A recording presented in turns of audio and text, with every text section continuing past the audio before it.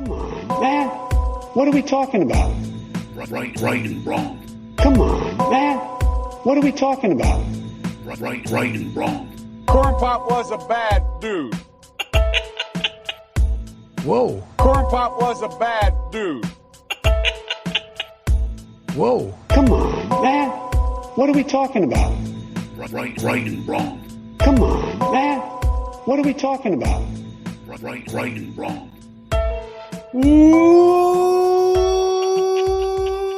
Welcome to Right and Wrong. This is the show where we try to wake up the woke by talking common sense about the issues of the day. I'm your host, Brian Ruka, and with me as always over there is my man and yours, producer Juice. He is known out there on the interwebs as the Truth Box, ladies and gentlemen, because he loves to speak the truth all day, every day. Truth Box, my man. What do you get to say to all the people out there in the Right and Wrong audience today, brother? What up? Love it. Happy to be back. Ready to get things rolling. See, if you're on the video stream, see this shirt I got right here, fresh out of the package, as you can tell by the creases, but Save the Babies. Nice one. I think it's from a maybe organization, Live Action. You know. Oh, geez. Give them a shout. If you're reading left to right on your video screens, seeing me into the juice box, Jesus save babies. If that makes any sense. I don't know. One too many saves out here today. We didn't coordinate this thing. Just happens this way. But anyways, I live in a town that doesn't have a weekly trash pickup. So rather than pay this outrageous fee to have a private company come and take it away for me in today's Biden's economy, I can't afford those prices. I have to do the weekly trip down to the local dump, bring my stuff down there, toss it away. And it's not the most glamorous job in the world. I get that. But somebody's got to do it. So I make it work. Now, every time I go to the dump, I can't help but notice something that I think most people out there would never admit to. Now, I'm not saying that most people wouldn't notice it.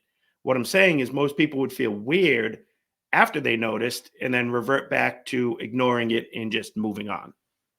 Now, I'm always bothered by the amount of females that I see there chucking around their dirty bottles and smelly trash. I'm not saying that women are incapable of throwing away their trash at the dump. Clearly, they have the ability to do it. My argument here is that they shouldn't have to do it.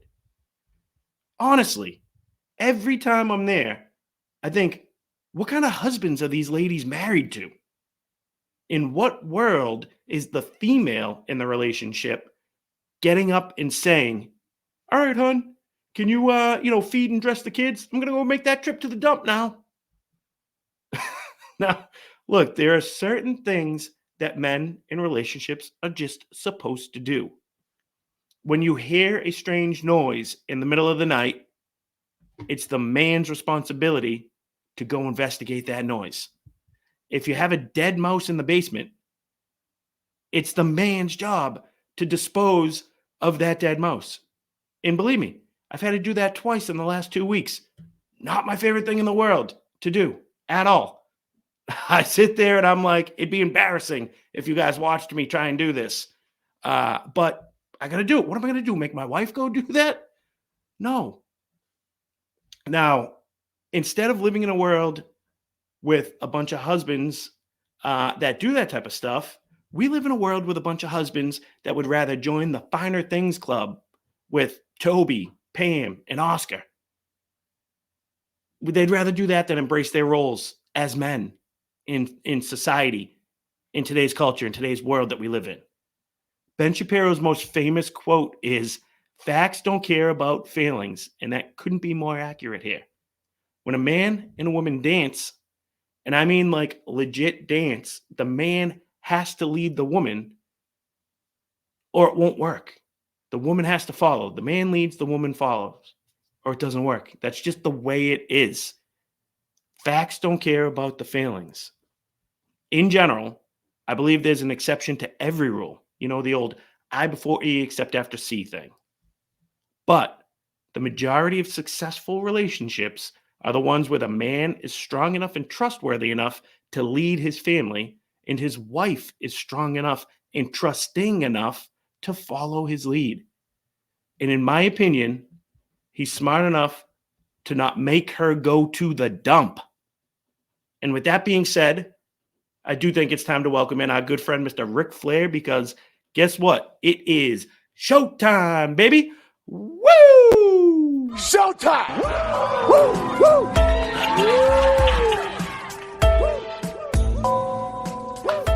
All right. Off the bat today, Mr. Juice, we're going to talk about public schools versus parents.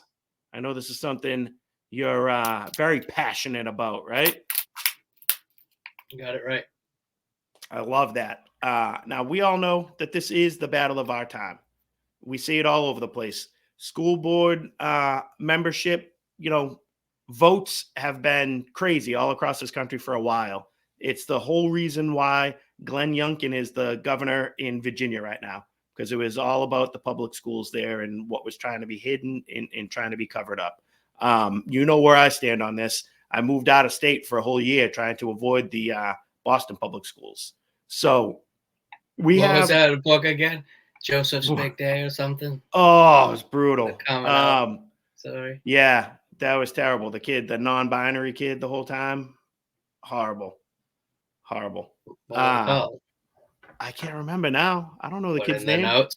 Put it in the comment section. It was something. And we'll link live action. Link live action. Maybe for real. Okay. That'd be nice. You know what I mean? That would be nice. We should through something. I think I got it from Instagram or whatever. Okay. But it said X amount goes to the cause, and I like American traditional tattooing, and this is pretty badass, right? Like where the stork would be. That is pretty cool. Like an eagle. Pretty cool. Absolutely. Like what's the shirt on the other side? Like the kill the baby shirt. Like I have no idea how they would do that. You can't. That's why they don't have kill your baby shirts. They just light City Hall pink in honor of it or whatever. You got whatever that was. Jesus Saves. Yes, sir. Absolutely. Okay. What do we have here though? The first clip we had set up for this was a school committee member talking about how to the role of a parent in this situation that they might have been dealing with. And surprise, surprise, they do not want to include the kid's parents when it comes to these things. A little on the longer side, but the end's probably the most important part. So we'll hit it with the whole thing. Let's check her out.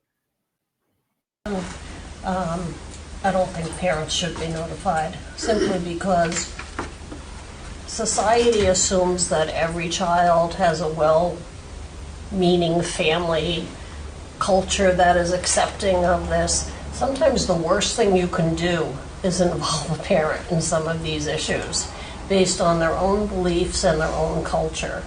And that will cause that student to commit suicide.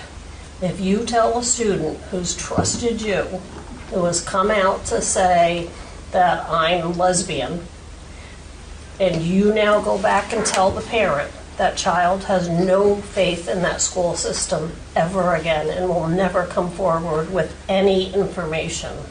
And his second recommendation, or the third recommendation, or where is it here, that they should have documentation from their parent or their physician or their guidance counselor. I can tell you for a fact, as a medical provider, I would never have provided that documentation to the school, because it does appear that now you're segregating out this child and you're trying to say that this is a disability. This is who they are. And this is not like to set up even an IEP for them or anything. You're now saying that what you're doing has a stigma to it and it's wrong. Look at what the disabled students go through for normalization. These kids are normal.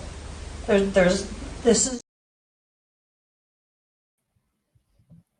kids are not normal. Getting too long, but you get the gist. Those kids are not normal.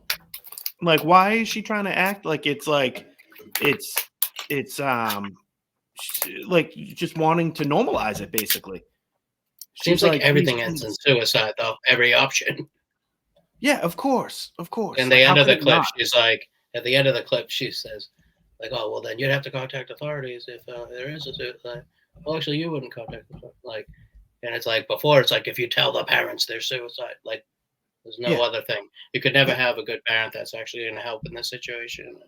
No, You and know, you can never always just have have a kid that goes through a phase and grows out of it before Mhm. you mutilate them for life. Yeah. Like, what are we doing here? Yeah, when she said, "Oh, a lesbian child," like, okay, is that what we're like? I don't think you know she's using that to kind of build up the hysteria of the right, Mhm.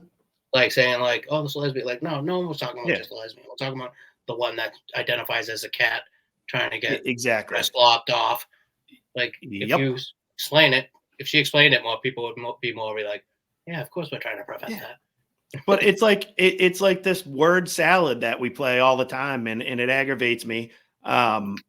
But they don't clearly define what you're describing here, what you're trying to do. They jumble it up and lop it all in with all these other things to try to be like, oh well, yeah, I know a lesbian, I know a gay guy. Like, oh, we can't let kids be gay. Like, no, like whatever. Someone's gonna be gay, someone's gonna be a lesbian. But what we can't do is teach them how to be gay, teach them how to be a lesbian by providing them with this, you know, like reading material that explicitly shows them how to engage in these sexual activities. And we definitely can't be teaching them and pushing them towards becoming trans and trying to change their sex. Like, school is a place to learn. That one should And default automatically. If you look at one of these like workflow maps, blah mhm, blah blah, this, you move on to this. Uh, like if students start saying they're the other sex, immediately bring in parents in mental health. yes, Like right, it should yes, go back to yeah, start. yeah, Like, yeah, oh, yeah, gay, lesbian. Okay, let's. Is this harming them? Does the like, you know, yeah. go through a phase? We probably wanted to go through phases that our parents didn't know. Do you know what I mean? So You like, went there's through a gay some phase? no, I thought that's what you were trying to tell the folks out there. no, just a phase. No, I know. Yeah. No, like a punk rock phase, or like everyone goes through a goth phase. You seen And that that, lady ladies on and gentlemen, Jeopardy? that's why you need to watch the video section of this show, not just listen to the audio only. You Not seen only that does the lady on audio come 2 Jeopardy? weeks later, but the video, you get those gestures from You Juice. seen No, that lady on who Jeopardy is or whatever? who is the Jeopardy person? She like she won, but she risked zero, they risked zero, and the other person risked zero. And like the first person was like, and then the lady who won was like me too. No, no, she didn't. And yeah, but I think she's like doing it as a sexual That's innuendo. awesome. I'll Oh boy. put it in the notes. Put that in the notes. Isn't this one of those white supremacist symbols nowadays too? So I think so. who knows what that person was saying? All right. We have another clip of a school thing on this topic here, which completely scares me. And again, I told you I moved to a red state specifically, and one like the key factor in that decision was over the schooling that we were getting here in Massachusetts. Um, and this clip here that we're going to show you actually comes from the school district that I was in, the actual town I lived in, Chapin, South Carolina.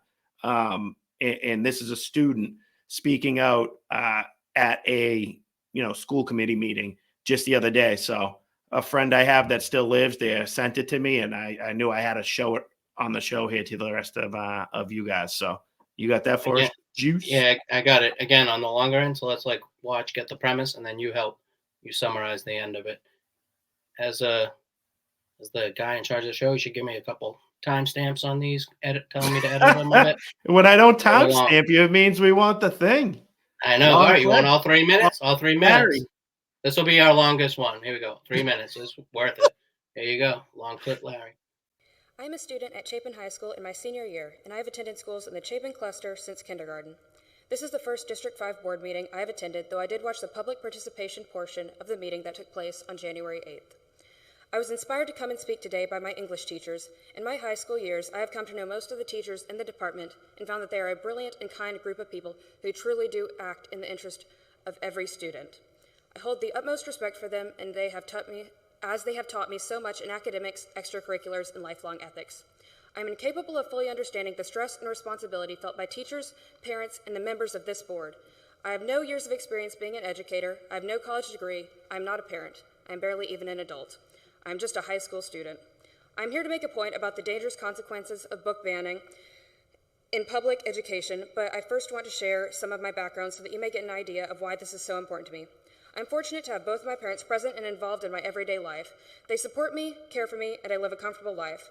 I love both of my parents dearly, but tonight I would like to focus on my father and the concomitantly detrimental effect he has had on my life. He is a conservative, a Republican, and a Christian. For as long as I can remember, he has instilled his political and religious values in me. As a child who unquestioningly admired her father, I took him at his word, and his one-sided bigoted beliefs became ingrained in my identity. When the topic of the 2016 presidential election arose at the fourth grade lunch table, I would recite the arguments my father made in favor of Trump. I ignorantly endorsed a man who would have me suffer and even die in the name of political agendas. At 10 years old, I had no one exposing me to diverse political perspectives. One might argue that a fourth grade classroom is not the place for political discussions, and if one is to arise, the teacher should extricate themselves from the situation and dismiss the topic entirely. If the classroom is not the place for such discussions, then where? The home? My parents failed me in that area of education, and I can assure you that mine were not the only ones. If fourth grade students are old enough to hold conversations about politics and current events themselves, then they are old enough to hear debates that represent both sides and incorporate a variety of viewpoints. I have since needed to reconsider where I stand. When the Democrats, who had previously been demonized, held in unjustifiable condemnation and immediately dismissed, actually aligned with my own morals and reasoning more than Republicans, I found myself at a crossroads. I could either continue in my father's doctrine that required me to follow blindly and ignore irrefutable truths and the principles of democracy, or to pursue my own knowledge and form my own opinions. This I could not do without the support of my teachers. They have encouraged me to conduct my own research about the politicians from both parties who have the power to dictate my life. They did this without interjecting their own opinions or political affiliations. They have emboldened me to form my own opinions and supported me unconditionally. The English department has changed my life for the better. They are, in my humble opinion, the most qualified people in this room to determine which books are useful and appropriate for classrooms. Wow. Absolutely insane. My wife's first comment when she saw that was, what a brat that kid is. You hear what she said about her father? Yeah, he dictated this down, indoctrination. Yeah, He said some bigoted right-wing bigot. And sorry, not for nothing. Yes, that is your father's role. That's your mother and father's role, is to teach you to pass down their religious, cultural, life beliefs to you. That, of course, is their job, is to shape you into a productive human and to give you the tools to succeed in life. And it's a buzzy thing for her to say, because it's like the Trump people, the conservative MAGA people, but it's like, you don't think somebody from a Muslim country is passing on their Muslim traditions to their child? You don't think somebody from the left is passing on their pride, go green beliefs to their children? Like, of course they are. Like, that's where all this stuff comes from. And she has one good point, or like not really like a good point, but like, yeah, you should be accepting of what's passed on to you, et cetera, but you should also look at both sides and be like, okay, sure, yeah, they were right in telling me that, but that other side, like you're saying, he's so far right, crazy person, and then you go to the English department teachers, and that's your other side. Yeah, like, yeah. Go to the somewhere in the middle side, do the research. Now she's just spewing the things from the English department. And I'm glad you picked up on that. Your own opinion. You didn't find your own opinion. You just picked on somebody that was not your dad. So, he's can't be right. That's my parents in fourth grade or whatever. Yeah. And it's like, when kids are always going to rebel against their parents, right? That's the reason why these schools succeed, because you're getting them at like high school age, college age, where it's like, they'll do the exact opposite of what their parents tell them to do just to rebel against their parents. And who's there? The replacement parent, the English school department there. And you're exactly right. She doesn't pick up on the fact that these people, she says that they didn't teach her what to like believe. They didn't enforce their stuff on her, but they did by basically like what they sit to the side and be like, oh, you gonna believe that dad of yours? You believe this guy? Like, oh wow, maybe you should look at this. Like, this article on CNN or whatever. What's the crap? The Pizza Communist Manifesto. Here you go. Here's a little bit of reading material for you. Like, dude, we're not going to tell you what to believe. Just read this book here and see if you come to any and conclusion. then just call everybody comrade. Remember those people? Point of personal privilege. Remember these guys? Can you just shoot them up like this? Put that in the comments. Oh man, but it's absolutely mind-boggling. But that's the dangers that you run into when you turn your kids over here to the public school system. And she even said, like you mentioned at the beginning, inspired by my English department to come speak here today. Like, oh, okay, like you just came up with that on your own, or they told you should go talk smack about your dad. Like, absolutely absurd. And then she got into like, book banning and burning. Like, what's the wording I'm looking for? Ban the most popular book of all time. And they're talking about like, burn. What would that be? Does it make up 73 different books all in one? Starts with Genesis, ends with Revelation.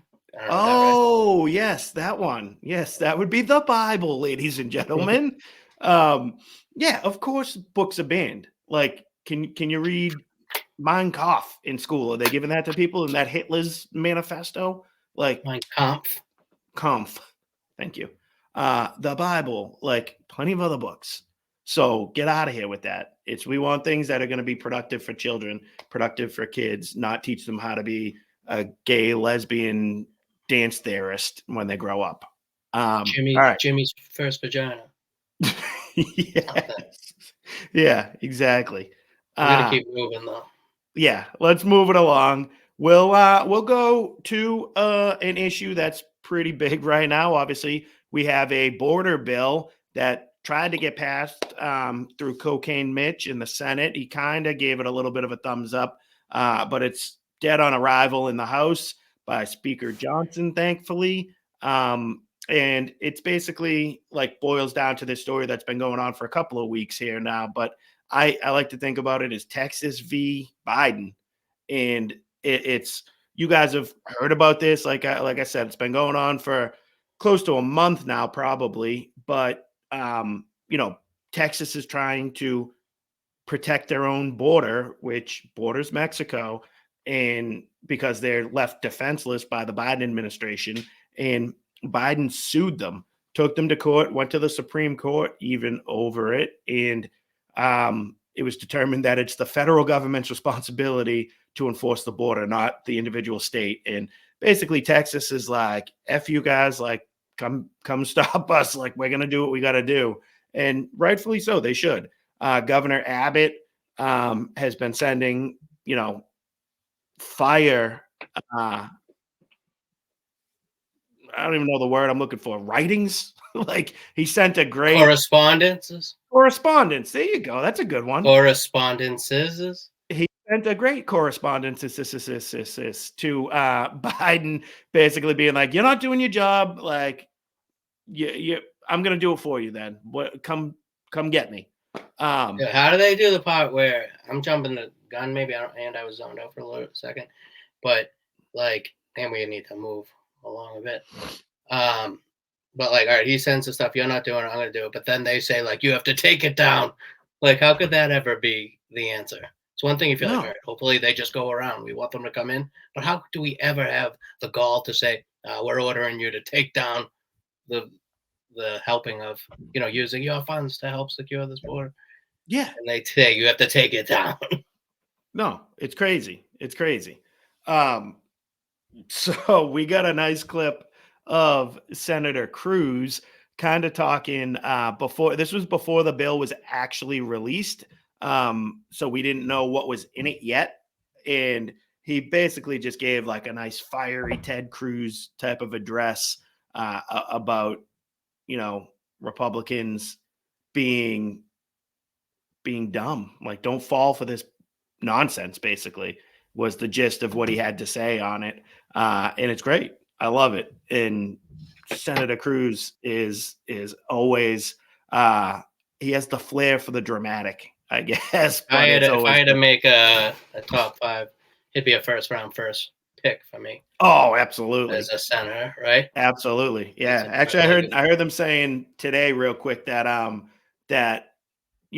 McConnell might be on the way out, and I mean he should be. The guy keeps freezing up. He's old as dirt. Like, so someone's gonna have to replace him in that leadership role. I would love on those judges. That judges bit though. Oh, absolutely.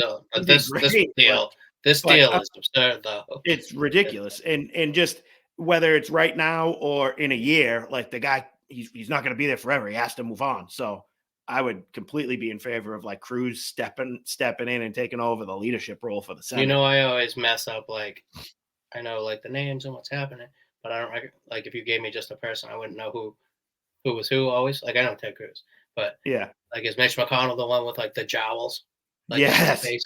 His face is like melting off. Or whatever. Yeah. Eyes are like real droopy. Like, yep, that's exactly who it is. Why do they call him Cocaine Mitch? What is that? I don't know. I know I don't know if he got busted with cocaine at some point back in his early days. He sure as hell could use a little bit at this point to keep him going, but like it's got to stem from that. Days. Maybe we could Google it and put it in the comments. Yeah. All right. Next clip. Oh no, we didn't play it. Yeah, let's go. Let's go to Senator Cruz. Terrorists are there. And what are we going to say when they carry out an attack here like October 7th in Israel? This bill is not designed to fix the problem. This bill normalizes 5,000 people a day coming in. 5,000 people a day is over 1.8 million a year. That's called an invasion. By the way, under Joe Biden, we've had 9.6 million. So the great Republican compromise is we're for 2/3 of Joe Biden's open borders. We'll let in 6 million instead of 9 million. This makes utterly no sense. And there's a reason. Republican leadership is like Charlie Brown with Lucy and the football. And over again, they run for the football, and over again, Lucy Schumer pulls it away. And Republican leadership lands on their ass. They entered this negotiation saying, we will only do what Chuck Schumer will agree. How great is that? Lucy Schumer pulls it away. But, I mean, he's right. What are we going to do here? Like, we want to pass a border bill that says the president and his little border puppet there, Mayorkas. Oh, my God, yeah. That guy's terrible. But that they are going to have the discretion. Like a shaved head, bald head. Yeah. Hey, nothing wrong with bald guys. You know that. You got a couple of them right here. But not your throat? Leftist. Is that like a burp? You heard that? You're like, yeah. Yeah, it was like stuck down there for a minute. Oh, it's disgusting. I thought I powered through it pretty well. I would edit that out. But anyways, they're trying to say that we'll give these guys discretion to decide. Like there's stuff in this bill that says like 5,000 a day for 7 straight days.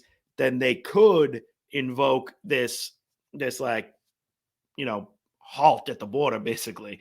Doesn't say they have to, they will, it gives them the power to. It's just, I mean, the whole thing is a joke. If this does get passed, then the left is going to try to turn it into a, communal issue when it comes to November's presidential election. Oh, see, we agreed together and the bill's not good. The Republicans failed, on the border. Like they're going to try that through a bipartisan border bill. Exactly. And I mean, they're going to try that either way, but I'd rather them try it while we don't concede anything to them and just say, okay, we have a problem at the border. You guys think Republicans won't work with you? You could shut the border right now. your president that you want to, that is seeking re-election, could shut it right now. He could put back into place what he took away on day one from President Trump to remain in Mexico. So if you seek an asylum, you are in Mexico, you have to remain there until your case is decided, not come in, say asylum, go free for 6 months, a year. And if we're lucky enough these court for you to dates. come back, yes. If we're lucky enough for you to come back to show up for your court date, then we'll decide your claim of amnesty. Like, F off with this. So make him own this issue. Absolutely. This is the number one issue of this election right now. So, 1000%. and honestly, like, that should be Trump's bread and butter. That, I think, is what propelled him to the presidency the first time around. You know, the border wall. Like, I'd never heard a politician talk like that before, and talk about how important it was to do something on the border there. Beautiful wall. Migrant. Yes. But that is the issue, and it's still the issue. It got even worse. He improved it big time. Didn't complete the job as we were hoping, but he definitely made progress there, and he put some good provisions in place. And this dolt who's in there now took them all away right away, and it's never been worse. And we have more stuff to show you about this later on in the show that is going to be eye-opening and kind of to show you just how bad it is. But this is the number one issue right now, and it's going to be, and it should be up until the election. I'm going to forget this before I say it, so I have to jump in, and then we're moving on anyways, right? Yeah. Biggest issue, 100%, hands down. I'm with you on that. Stephen A. Smith, you seen, like, what is it called? Red pilled when you know, I know it's like a matrix thing, but, you know, maybe you move from one side to the other. Yeah, it was like the red and the blue pill. I don't remember which one. Yeah. But Stephen A. Smith, dude, he's Yeah. like, did one of these monologues, and he's like making a ton of sense. Anti-Biden, can't provide for people here at home. How are we going to be bringing in migrants? And he's doing his. I like it. Put it in the comments. I like it. And when you bring the migrants into the country, you can't do that. You can't even predict the people that you have in here right now. How are you going to take care of all these migrants coming in? We got people from Stephen A. Smith. From the right. No, Stephen A. Smith. Yeah, isn't that him? No. That's not him? I don't know. Of course that is. He has a bald head? Yes. Another bald head guy? Guy from ESPN, right? I thought you were doing... the percolation of the personification of the major malfunction of communication we have in here. Like, he's always trying to use, like, big words and throw them in. I guess my impressions are just off these days. I don't know. No, I was going to say that regardless of how it was. Tell us in the comments if you think that was Stephen A. Smith. Moving on. All right, we got you some want to people? set this up? You want to set this up, or what? Oh, yeah, this is our girl, the number 2 in the Republican primary right now, the distant number 2, who won't just walk away and cut her losses when she's there. You know, she wants to play that left side of the equation, and that is why, like, I'm sorry, I showed you guys on this show at one point. I had that shirt from Mrs. Juice that said DeSantis Haley 2024, and I liked Nikki Haley when she worked for Trump and stuff. Like, I didn't know a ton about her, but I was like, all right, I can get behind this. She's okay. The very first thing she did in the first Republican primary that had the most eyeballs on it was like, oh, I think we need a woman's touch up here on the stage. Like, you know, playing that and immediately turned me off because I was like, okay, she's playing, you know, the left's game right there. Oh, I'm going to pretend like I'm, you know, feminist, strong woman that needs to come here and make these men, like, whip them into shape. And she's at it again with playing the race card with this clip that we're about to show you. And it reeks of things that I hate about the left, identity politics. And I feel like that kind of sums up her campaign that she's been on here over the last, you know, whatever year, 9 months. This is more for the notes, but she's also a Chapin native, like the girl from the previous clip. She is. I know she was Right? South Carolina's governor. Was it Chapin? Nah. Okay. All right, let's see what she has to say. If you want to know what it was like growing up, I was disqualified from a beauty pageant because I wasn't white or black, because they didn't know where to put me. So look, I know the hardships, the pain that come with racism. Seriously? That was weird. Seriously? Do you think anybody looked at her ever in her life and questioned whether she was white? No. I didn't know her heritage until more recently when you found out that she's Native American and that her name really Sicilian, isn't Nikki. I could say Sicilian and something else. Thank you. It is absolutely ridiculous that she's trying to lean into that and play that game on us. There's nobody in this world, if you show that picture and they don't know who she is, nobody would call that woman brown. Period. That wasn't a good clip from her. But she's usually kind of money on the speaking, the politics. Like, I don't agree with her issues. No, she can speak well. Left, but yeah, I don't love the way she holds the mic. Little weird the way she holds the mic. And she wears this USA flag like grandma sweater sometimes, and that is not good. But I honestly, I think she's an attractive woman. Like, she can speak well. So you would have had her a spot in the beauty pageant? I would have given her a spot in the beauty pageant, absolutely. But she's a good politician. She knows what she's doing. In the other category. They only have the black, white. Black, white, other. Yeah, but end of the day, that story is complete bullshit. I don't buy none of the above. You are the miss none of the above. Oh, that's great. Oh, that's a good one. But do you buy that? Do you really think she wasn't allowed to be in a beauty contest? I don't believe the story. I don't believe it. And this is a recent clip. I just don't see what it has to do with anything. Really? Does she think she's just missing the black vote, and then she'd? Do you know what I mean? Yeah, she was I don't know. Oh, well, I don't know. I have no idea. Context? The other guy? Any context to it?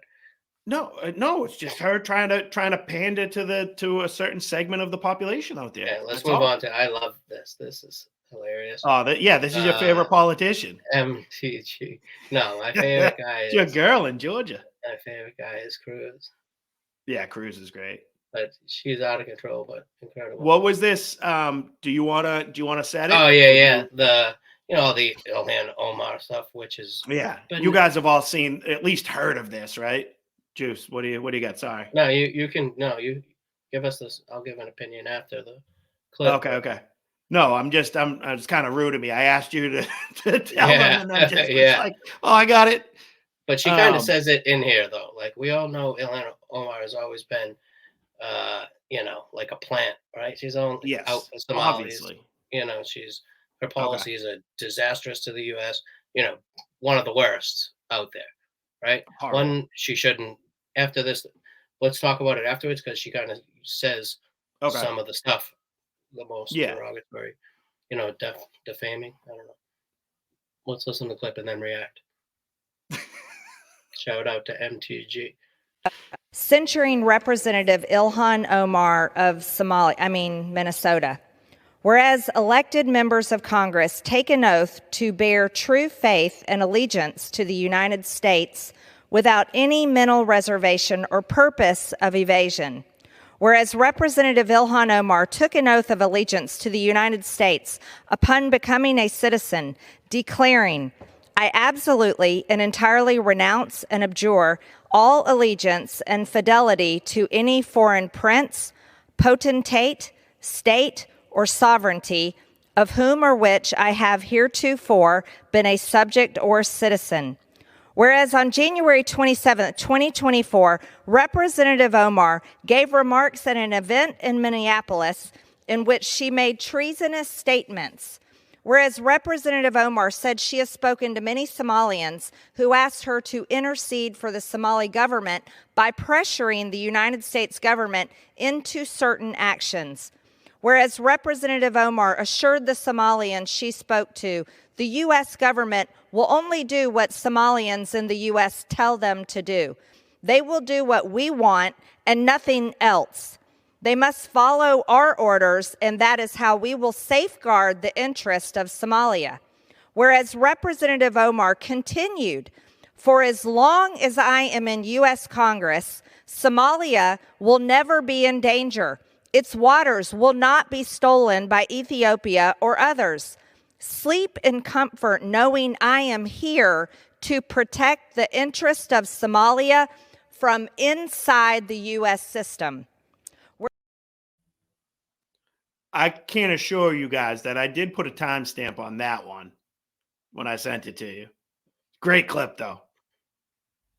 Yeah, trying to stamp great ones, but let other ones play.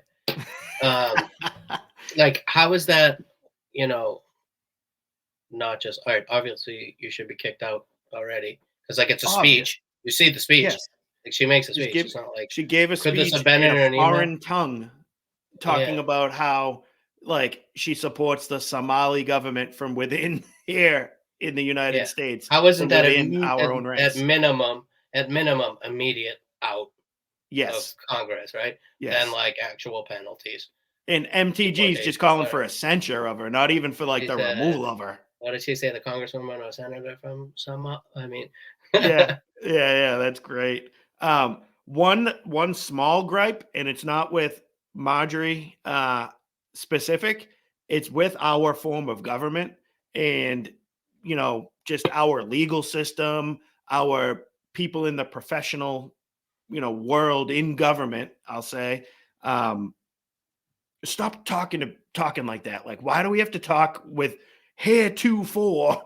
Whereas the representative said this, whereas the representative, just say, this lady's are not like, we need to boot her. Like, this lady's crazy. Let's make the gentleman her shut has up. his time back. Give him 5 seconds back on the clock. No, like, She's saying the potentiate.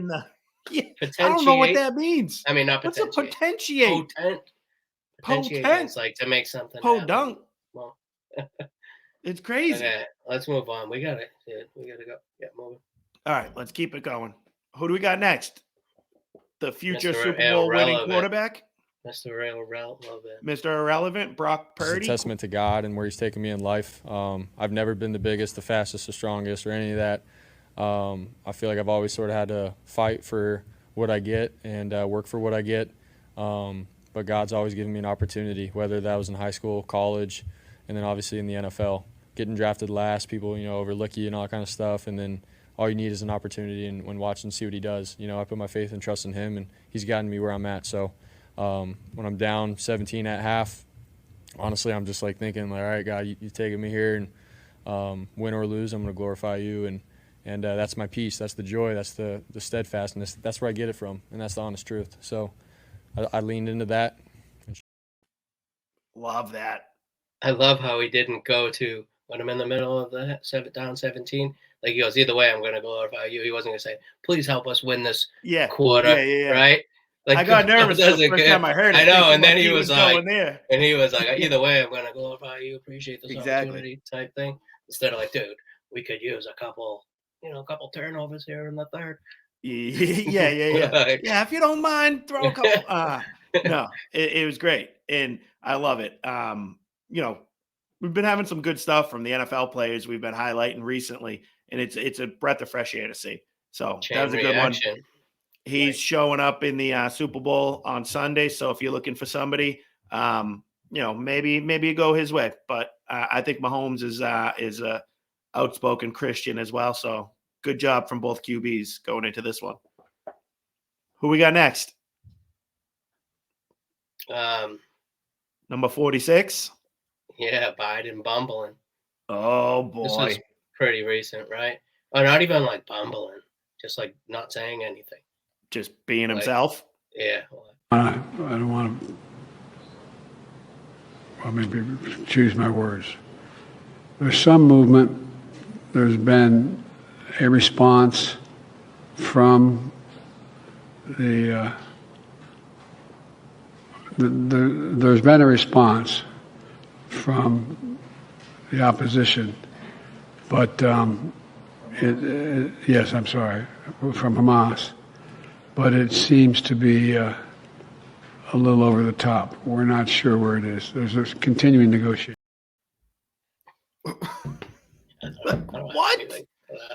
What? What is that? How are you going to vote for that? Just because Trump's a jerk, you think Trump's a sexist and a homophobe and a racist? Like, absolutely insane. I don't really even think we need to say more about that. It speaks for itself, right? I'd say so. All right. What do we have? But last, real quick about that. You seen the other one when it was like around? It was around like the March for Life, like end of the month or whatever, like mid January 25th, whatever it was.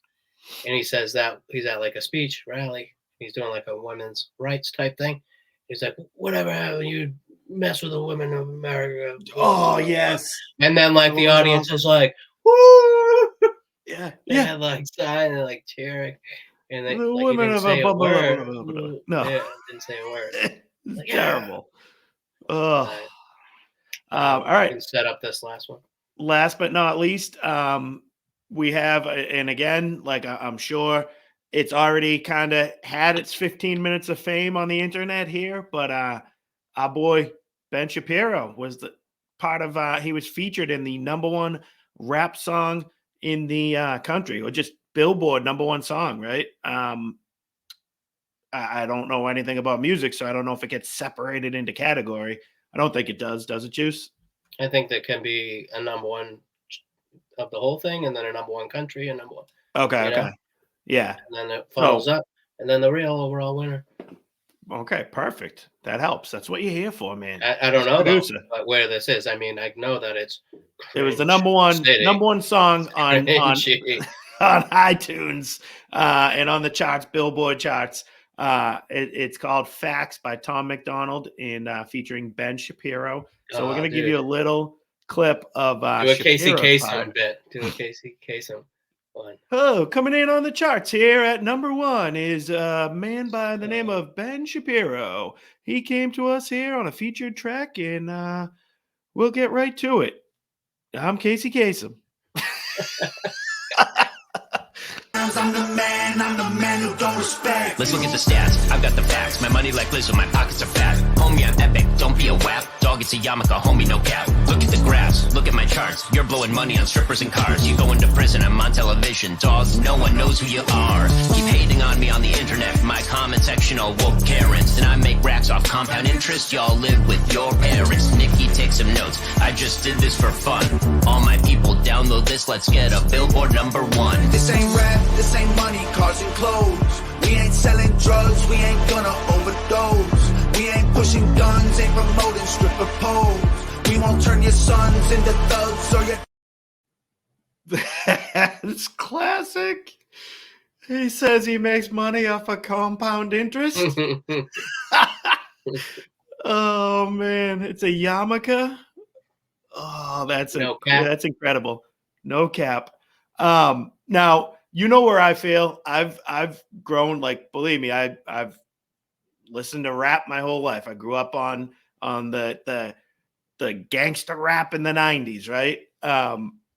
Not a fan of the genre anymore. I kind of feel a little goofy as a 39-year-old man listening to rap music at times. I know, again, we could have an extended debate about this at some point.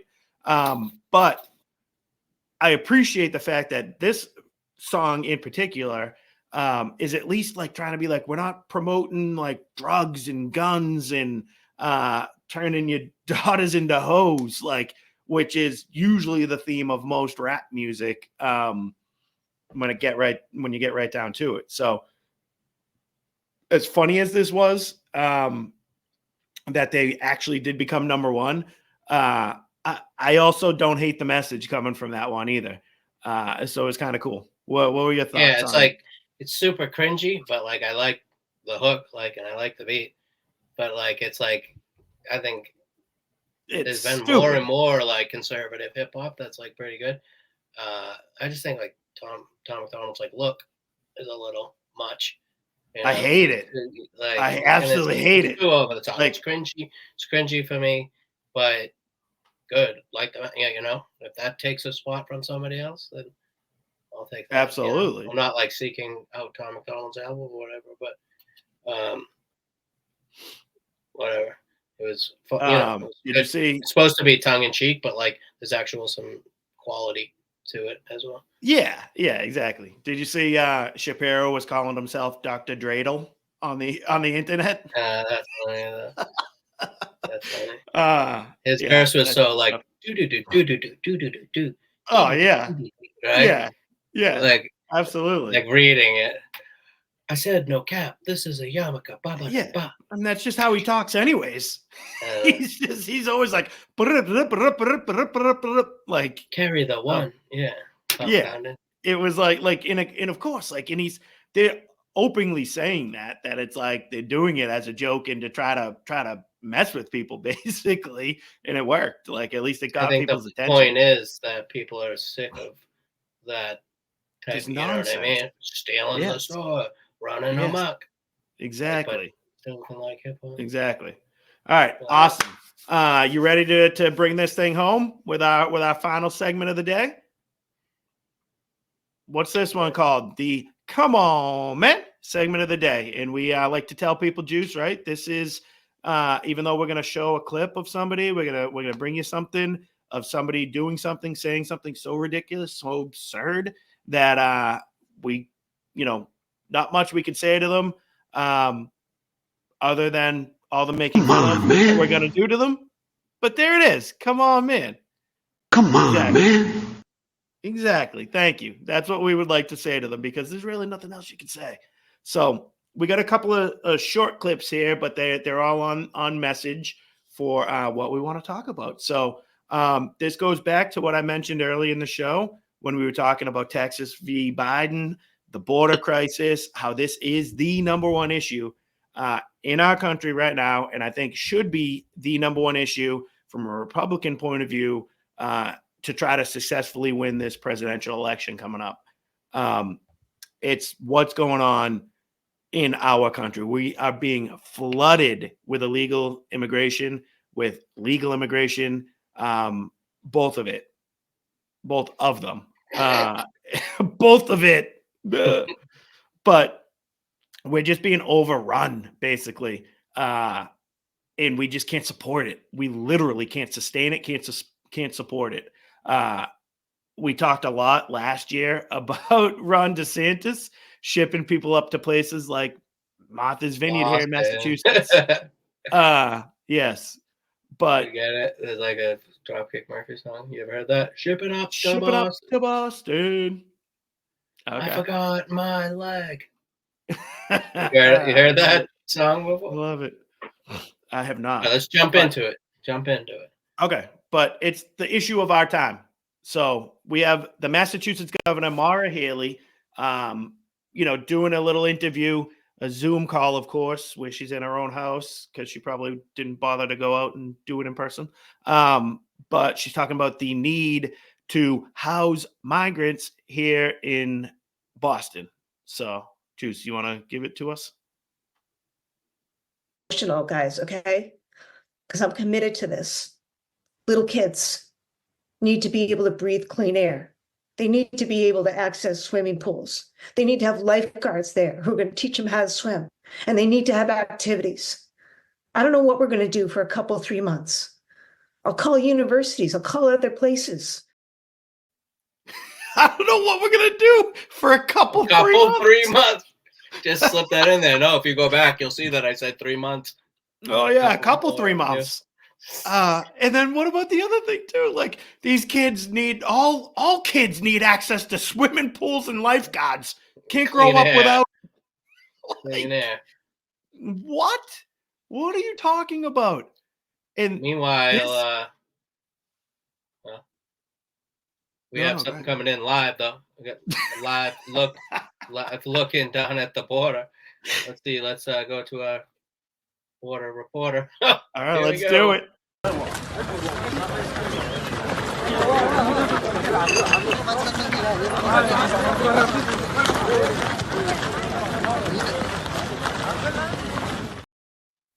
Oh, there's Those people- $1,000 gift cards. Remember they said that now? Those people saw Governor Haley speaking on the news, and they were making their way here to Massachusetts. She said one couple 3 months. One couple, yeah, that might be how long it takes them to get up here. They got to walk. Yeah. You see, I mean, they're starting the trek now. Absolutely crazy, but like, it's so funny to see these liberal, woke politicians have to eat their own words, basically, when you're sending these illegal aliens to Chicago, to Massachusetts, to New York, and they can't sustain them. They can't do anything. We had people sleeping in the airport, in Logan Airport. It's turned into a refugee camp. New York's a disaster. Chicago's a disaster. So it's happening all over the place. And these people, like, they just can't get it through their thick skulls. And Logan can't sustain just a standard day's travel. Yes, exactly. It's brutal. So what do we got? We have another one, right? Oh yeah, it's like the kid. What was when this they one? beat up the cops. They beat up. The Oh cops, yes, yeah. And and this was in New York. Then zero. Yeah. Bail. So we have the governor of Massachusetts first crying and trying to basically shame you into accepting illegal immigration here in your state, in your city, and you have to like help them, give them money, house them. If you have an extra room in your house, bring them in. She was saying that at one point. We're talking to other colleges and stuff. They're gonna kick kids out of their dorm rooms. Yeah, crazy. They shut While down you're that here, school. you might as well get free education. Yes. How about the school in New York? Remember? Indoctrinate They shut down for the day because it was going to snow and they needed to house migrants in there instead so that kids couldn't go to school. Remote learning. Yeah. And then like it's just happening all over the place. So she starts off with that. Obviously, we just showed you what's happening on the wall. And this one here is what's happening in New York City after these guys. This is the guy who beat up 2 police officers. There was like an 8, 10, something like that, couple 3 months on an 8-on-2 migrant to 5 cop. of them or so. Yeah. 5 of them or so. And they were just beating them up. It was brutal. Like, in and out, just like check them in. Right? Yeah. Oh, you don't have any records? Okay. Boom, That will make this immediately process. released. This will make this process easy. I don't even have to. Wait, the lady you don't typing on the exist? keyboard. Like no license, fingerprint not on file. No, we have no clue who you are in this country. All right, good. Remember the keyboard from Meet the Parents? And this lady's trying to get she's doing the keyboard and she's at the airport. Oh, yeah. Looking for flights. Like, trying to book them. He's just sitting there. Yeah, that's exactly what it was. And they just let this guy out. So all these reporters were outside afterwards trying to get a glimpse of this, poor illegal immigrant who just needs a pool and a lifeguard. He'd be all set with a pool and a lifeguard, some clean air. That's all he needs. But this is how he responded. Into Fox News now, NYPD making 2 more arrests, illegal immigrants, and that attack on officers. Those suspects also allegedly stole an officer's cell phone. Well, that'll help them track you down. So a 5th illegal immigrant accused of attacking 2 New York City police officers over the weekend showed no remorse or regret. He was seen. Crazy. Think about the entitlement that takes to do that. Do you imagine either of us being dropped in France and Russia, North Korea, China, breaking their laws, getting arrested, getting released, and acting like that afterwards? What do you think would happen? Brittany Griner had a couple of vials for her vape pen, couple 3 months for her vape pen in Russia, and they put her in the gulag for months. E-boy. Yeah. So come on. Again, what are we doing here, people? The gulag. What are we doing, Juice? beats me. What was the last bit? Oh, I don't think entitlement is the right word. I think they're like being told something. Like they're not gonna like. Do you know what I mean? I don't think they really feel entitled, but I think they feel emboldened. Might be the word, because they know this administration is doing nothing. They're getting hooked up with a Like, free entitled kind of feels like you're like, I have something already, so I'm entitled to that. Okay. But yeah, you're right. Maybe emboldened. Whereas the emboldened immigrant, heretofore, flipped off the cameras. Crazy. But I can't understand how somebody could do that. I can't understand how people are going to vote for that. But I'm telling you, like, I don't think I'm Nostradamus here. Was that the guy, the prediction guy? I don't think I'm him by telling you guys this. Our side of the aisle, we're going to want to talk about what's going on at the border, how our cities are overrun, how we cannot sustain the amount of illegal and legal immigration that is flooding into our country. That's what we're going to want to talk about until November. The left is going to want to talk about abortion and women's rights and how men want to control women. That's what it's going to come down to. I'm telling you. That's the way I see it, at least. I don't think it's a genius prediction or anything. I feel like it's kind of obvious, but that's what the battle is going to come down to. There's going to be plenty of other things that all, get mixed in as well, but those two issues are going to be the main issues. And hopefully we do the right thing. Hopefully people are able to see through the nonsense and realize who it is we need to vote for. What do you think? You said it all. I love it. All right. So Miss Maura Haley and the rest of the Democrat clowns out there who want to just keep open borders and pretend away the issue like nothing's happening. We got nothing else to say to you guys except come on, man. Woo! I thought you were going to say a big, fat classic. Try that again. Oh, okay. Yeah, we got nothing to say to you guys except one big, fat, classic. Come on, man. Oh, I haven't done it in a while like that. I forgot what I said to build into it. My bad. I mucked it up, dude. We got to fix it. We'll go back to Hey, that's okay. Put it in the comments if you like it or not. Okay. So, before we go, I was going to wrap up the show, but the Super Bowl is on Sunday. We like sports. I gotta go to the bathroom, man. I know. Sorry. I'll make it quick, but I alluded to Mr. Brock Purdy earlier, how you want him, but I can't go against KC and Pat Mahomes. That's who I think is going to win. I'll say KC 23-17, 23-20, something like that. What do you think, Juice? I'll take San Francisco and the points. How much are they getting there? San Fran, they're giving points. They're giving 2 of them. I'll buy it down and just money line here. Money line it. There you go. That a boy, Juice. I want San Francisco to win. Okay. There you go. All right. So with that being said, I have nothing else for you guys. I don't think Juice has anything else for you guys. So thanks for having us.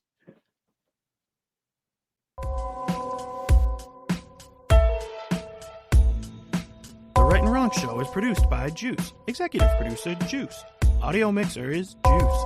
Hair by Skull Shavers. Wardrobe and makeup by Ashley Ruka. Right and Wrong song created by Juice. The Right and Wrong Show is copyright 2022 from Brian Ruka.